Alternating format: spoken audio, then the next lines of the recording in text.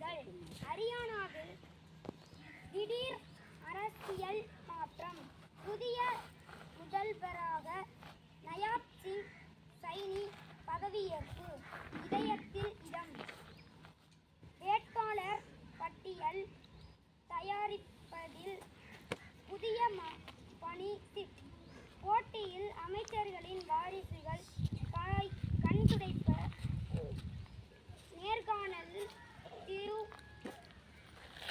திமுக அதிர்ப்பு. 45,000 பேர் புதிய ration card. செல்போனில் தகவல் வரும். தமிழக அரசு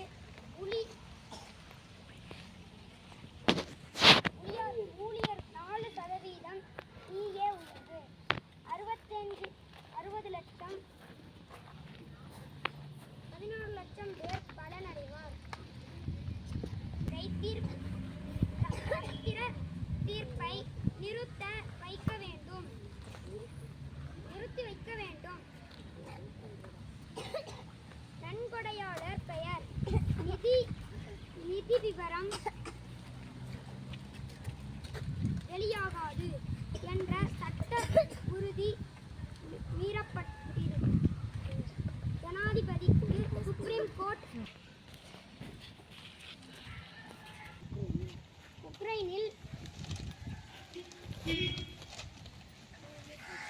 செய்தி. அடுத்த 10 ஆண்டுகளில் ரூபாய் 60,000 கோடி முதலீடு. விமான நிலையங்களை விரிவாக்கும்.